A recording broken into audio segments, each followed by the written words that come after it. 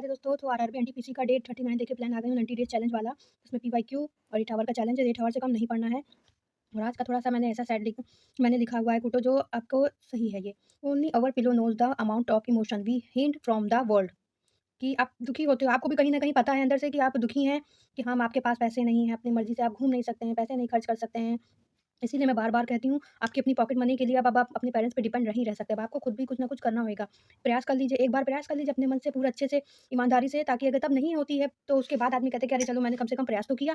फिर उसके बाद छोटी-मोटी नौकरी आदमी करता है, फिर मोमोज़ का ठेला और चाट का ठेला, बतासे का ठेला हमेशा काम नहीं आता है। इसलिए मैं बार-बार यही कहती हूँ कि एक बार प्रैक्टिस ज़रूर करिए, पूरे एकदम अपना पूरा जोर-शोर लगा कर के अच्छे से पढ़ाई कर लीजिए। उसके बाद फिर जो होगा कहते हैं ना भगवान मालिक। लेकिन ईमानदारी से पहले आप तो कोशिश कीजिए। हम लोग ब्लेम कर देते हैं भगवान जी को, पेरेंट्स को, खुद को भी ब्लेम करते रहते हैं। तो खुद को ब्लेम करने से अच्छा है पहले थोड़ा-थोड़ा पढ़िए, इसका आधा आएगा, कुछ तो आएगा। कम से कम एक बार कोशिश तो करिए, एग्ज़ाम हॉल में बैठिए, उस प्रेशर को समझिए, कुछ तो समझ में आएगा। पढ़ के जाइए, सिर्फ़ फॉर्म भरने से कुछ नहीं होगा। ऐसे तो फॉर्म सब लोग भरते हैं, लेकिन कुछ ही बच्चे सेलेक्ट हो पाते हैं। क्यों हो पाते हैं? क्योंकि वो लोग पढ़े होते हैं। सिर्फ़ फॉर्म भरना ही नहीं होता है ज़रूरी। फॉर्म तो सब कोई भर देता है। वैकेंसियाँ कितनी आती हैं, आपने हर बार देखा होगा और फॉर्म कितने भरे जाते हैं। कितनी वैकेंसियाँ आती हैं 500, फॉर्म भरे जाते हैं 10 लाख। आपने देखा ही होगा, फॉर एग्ज़ाम्पल मैं बता रही हूँ। अब जैसे इसी के लिए आप देख लीजिए आरआरबी की वैकेंसियाँ कितनी आई हैं, 11,000 समथिंग, और फॉर्म कितने भरे गए हैं, लाखों में। तो उसी हिसाब से मैं कह रही हूँ एक बार एक अपनी सीट सुनिश्चित कर लीजिए कि एक सीट उस लाखों में 11,000 की वैकेंसी में एक सीट मेरी कन्फर्म्ड है। ऐसे सोच के पढ़िए और पूरा ज़ोर से पढ़िए, जितना हो सकता है आप जितना अच्छे से पढ़ सकते हैं पढ़िए। फिलहाल आज का डे का प्लान यही है कि मैथ में आपको मेंसुरेशन 2D 3D पढ़ना है, ओल्ड क्वेश्चन की प्रैक्टिस करना है, देन टेस्ट देना है। पीवाईक्यू अगर दे सकते हैं, आपके पास समय है तो बिल्कुल दीजिए। खाली मैथ का जैसे आप निकाल सकते हो क्वेश्चन की प्रैक्टिस कीजिए, उसमें से करिए। फिर रीजनिंग में है मैथमेटिकल ऑपरेशन। मैं कोचिंग जाती थी, जैसे कि मैं आपको एक बात बताना चाहती हूँ। मैं जहाँ कोचिंग जाती थी, मैं उसका नाम नहीं लूँगी, मतलब पहले जाती थी, अब नहीं जाती हूँ। तो वहाँ पे जैसे वहाँ पे जो है क्या नाम है, वहाँ पे होता था कि वो लोग जो चैप्टर पढ़ाते थे, तो उसी से रिलेटिव जैसे 10, 35, 50 क्वेश्चन दे देते थे। अब आप उसको पीवाईक्यू समझिए, या क्योंकि कहीं न कहीं वो रिपीट हुआ ही रहता है। तो और टेस्ट के तौर पे वो देते थे, कहते थे कि आपका एक तरीके से ये होमवर्क भी है, आपको ये घर से करके लाना है। तो उसमें ये होता था कि 50 क्वेश्चन था, जितना ज़्यादा प्रैक्टिस करेंगे उतना होगा। अब मैं भी मैथ भूल गई हूँ काफ़ी टाइम से, फिर मेरी छूट गई थी, थोड़ा-सा दिक्कत प्रॉब्लम थोड़ी आ गई थी फिर मुझे।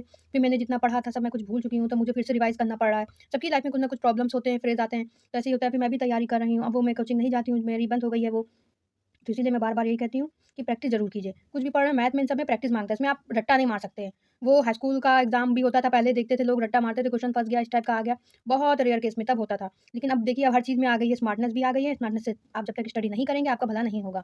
और आपको जितना ज़्यादा प्रैक्टिस करेंगे उतना होगा। अब देखिए कितना मॉक टेस्ट, ये टेस्ट, वो टेस्ट आने लगा है, कितने सारे तो ऐप्स हैं।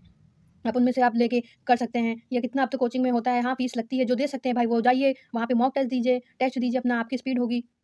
जैसा आपको समझ में आए। जिसके पास जैसे पैसे हैं तो वो जा सकते हैं, जिनको नहीं है तो अपना ही भाई उनको डबल मेहनत करनी होगी। एक पेपर बनाइए, जैसे एग्ज़ाम हॉल में हम लोग बैठते हैं, और हाँ, कंप्यूटर पे प्रैक्टिस ज़रूर करते रहिएगा। और अब आप टाइपिंग प्रैक्टिस शुरू कर दीजिए। जिनका टाइपिंग वाला है पोर्शन, जिनका टाइपिंग वाला जिन्होंने भरा है कम टाइपिस्ट वाला, तो वो अब अपने टाइपिंग स्टार्ट कर दें, क्योंकि समझिए 2 मंथ है। 2 मंथ में हिंदी, इंग्लिश दोनों लाना है, तो अपना एक टाइम निकालें, 30 मिनट्स रोज़ डेली का वो बाँध लें कि हिंदी का 30 मिनट्स करना है तो मतलब करना है, और 30 मिनट्स इंग्लिश का करना है तो करना है।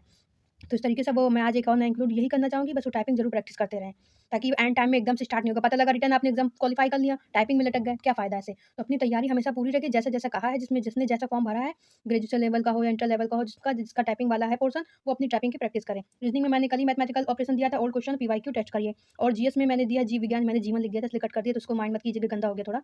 जीव विज्ञान की मुख्य शाखाएँ वाष्पीकरण फिज़िक्स का, जनसंख्या एवं नगरीकरण।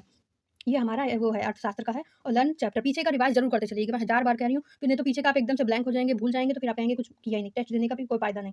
तो इसीलिए उसके बाद जो इन सब का जो पढ़िएगा, थोड़ा-सा एक मॉडल टेस्ट छोटे ही क्वेश्चन बनाइएगा, 5, 10।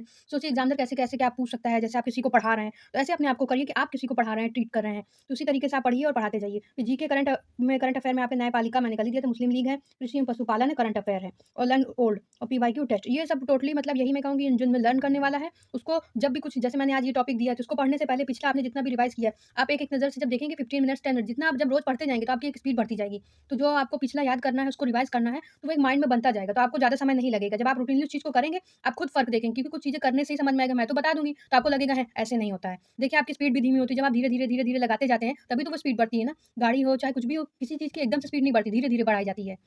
तेज़ी से बढ़ाते हैं तो क्या होता है आपको भी पता है। तो वैसे ही थोड़ा-थोड़ा पढ़ते जाइएगा, हर दिन नया चैप्टर जब मैं कुछ देती हूँ नया टॉपिक, तो उसको पढ़ने से पहले पिछला ज़रूर रिवाइज़ करिए। जैसे जीवन की मुख्य शाखाएँ हैं, जीव विज्ञान की मुख्य शाखाएँ हैं, पिछला मैंने जितना भी दिया टोटली एक बार एक नज़र से सरसरी नज़र से देखते हुए फिर नया पढ़िए।